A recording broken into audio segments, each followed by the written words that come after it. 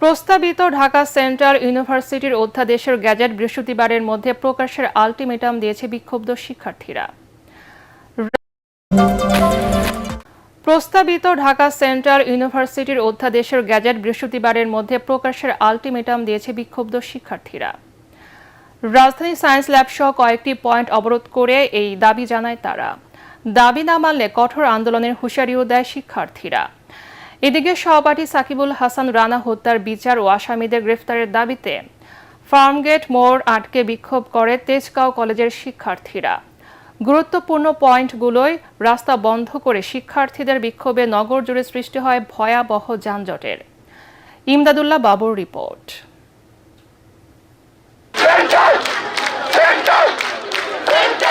রাজধানীর 7 কলেজ নিয়ে প্রস্তাবিত কেন্দ্রীয় বিশ্ববিদ্যালয় বাস্তবায়নে ঢাকা সেন্ট্রাল ইউনিভার্সিটি অধ্যাদেশ 2025-এর গেজেট প্রকাশের দাবি নিয়ে আবারও রাজপথে শিক্ষার্থীরা।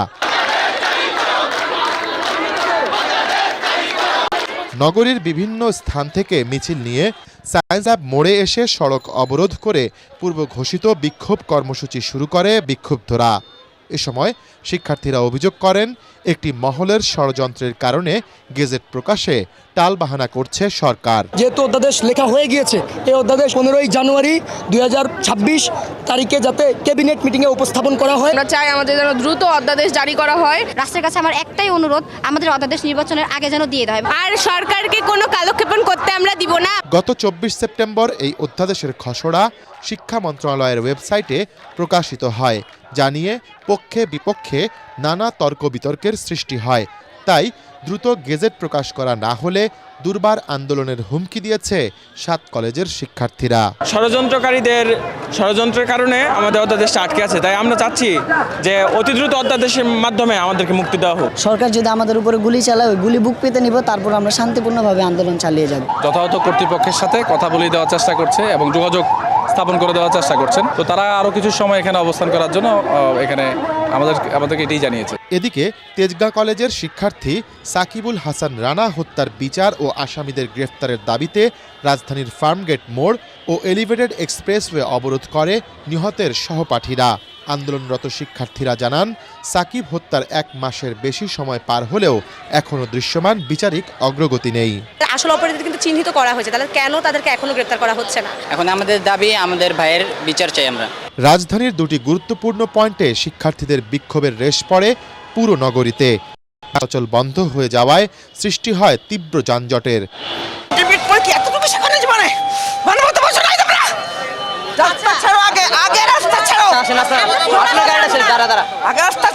বেশ কয়েকটা রুগী আছে বসে, একটা ছেলে মারা গেছে 1.5 মাস আগে, তার রুগী ধরতে পারে নাই, কিন্তু এখন তো ডাইরেক্ট মারা যাবে এখন রুগী এখানে। এটা কোনো দেশের সিস্টেম হতে পারে? সর্বোচ্চ বোঝানোর চেষ্টা করছি, মানুষের ভোগান্তি, সাথে পরীক্ষা আছে শাহজালাল বিশ্ববিদ্যালয়ের। পোস্টাল ব্যালটে বিএনপির প্রতীকের বিন্যাস নিয়ে নির্বাচন কমিশনের আগের সিদ্ধান্তই চূড়ান্ত বলে জানিয়েছেন ইসি সচিব আক্তার আহমেদ। বিকেলে নির্বাচন কমিশনের ব্রিফিংয়ে এই তথ্য জানান তিনি। এছাড়া সম্প্রতি বাহরাইনে পোস্টাল ব্যালট যে ভিডিও সামাজিক যোগাযোগ মাধ্যমে প্রকাশিত হয়েছে, সেখানে নিয়মের কোনো ব্যত্যয় ঘটেনি বলে জানান ইসি সচিব। তবে বিষয়টি খতিয়ে দেখতে বাহরাইনে নিযুক্ত রাষ্ট্রদূতকে নির্দেশনা দেওয়া হয়েছে বলে জানান তিনি। ইসি সচিব আরও জানান, আসন্ন ত্রয়োদশ জাতীয় সংসদ নির্বাচনে রিটার্নিং কর্মকর্তার সিদ্ধান্তের বিরুদ্ধে আপিল শুনানির 5ম দিনে 100 জনের মধ্যে 73 জনকে বৈধ ঘোষণা করা হয়েছে। 17 জনের মনোনয়ন বাতিল ও 10 জনকে স্থগিত করা হয়েছে। এদিকে ইসি এই সিদ্ধান্ত নির্বাচন প্রশ্নবিদ্ধ হবে বলে জানিয়েছেন বিএনপির স্থায়ী কমিটির সদস্য নজরুল ইসলাম খান। ব্যালট ছাপানোর দায়িত্বটা যার কাছে আছে তার কাছ থেকে জেনে বলতে হবে। I am not ready on that. ইচ্ছাকৃত অনিচ্ছাকৃত বলছি নাকি? আমার যতটুকু জানা আছে সেটা হচ্ছে যে আমাদের যে গেজেটটা পাবলিশ করা হয়েছে, সেই গেজেটের ধারাবাহিকতা যেভাবে আছে সেই অর্ডারেই করা হয়েছে। এবং এই নির্বাচনের মাধ্যমে যে সরকার গঠিত হবে, সেই সরকারও কোনো রকম কারসাজি করে ক্ষমতায় এসেছে এমন কোনো অভিযোগ না উঠুক। কিন্তু এই যে আপনার এনআইডি কার্ড নিয়ে, বিকাশ নাম্বার নিয়ে, এই যে আপনার পোস্টাল ব্যালট নিয়ে যে ঘটনাগুলো ঘটছে, এগুলো সবই অনৈতিকভাবে, বেআইনিভাবে নিজেদের পক্ষে অধিক ভোট সংগ্রহের অপচেষ্টা বলে আমরা মনে করি। আমরা শুধু নিন্দা জানাই না, প্রতিবাদ জানাই না, আমরা এই ধরনের ঘটনার সঙ্গে যুক্তদের শাস্তি দাবি করি। একদিন আগে কিংবা পরে নয়, 12 ফেব্রুয়ারিতে নির্বাচন আয়োজনে অন্তর্বর্তী সরকার দৃঢ় প্রতিজ্ঞ বলে জানিয়েছেন প্রধান উপদেষ্টা doctor Mohammad Yunus.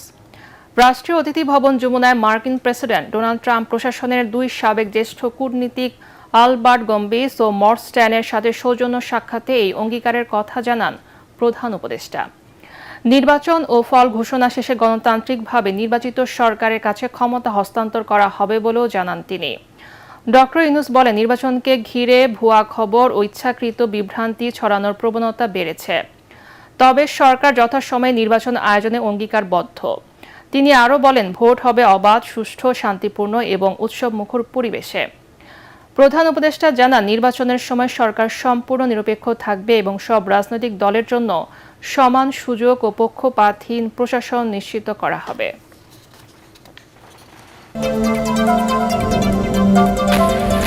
BNP chairman Tarique রহমানের সাথে বৈঠক করেছেন 12 দলীয় জোটের শীর্ষ নেতারা। সন্ধ্যায় চেয়ারম্যানের গুলশান কার্যালয়ে এই বৈঠক হয়। জোটের শীর্ষ নেতারা বিএনপি চেয়ারম্যানের সাথে জাতীয় নির্বাচন সমমনাদের সাথে আসন সমঝোতা, সমসাময়িক রাজনৈতিক পরিস্থিতি নিয়ে আলোচনা করেন। পরে জাতীয়তাবাদী সমমনা জোটের শীর্ষ নেতারা বিএনপি চেয়ারম্যানের সাথে বৈঠক করেন। বিএনপির চেয়ারম্যানের দায়িত্ব নেয়ায় তারেক রহমানকে অভিনন্দন জানান জোট নেতারা। বৈঠকে বিএনপির স্থায়ী কমিটির সদস্য নজরুল ইসলাম খান উপস্থিত ছিলেন।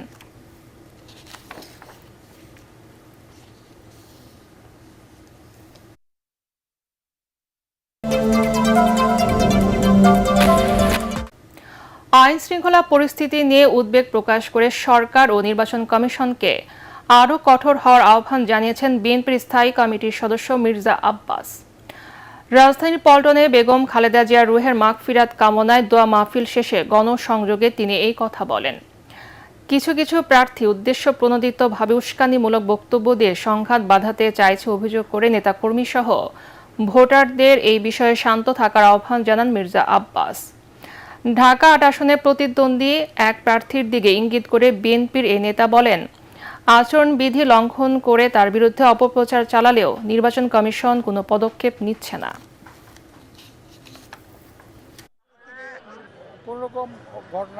আইন শৃঙ্খলা পরিস্থিতিটার যাতে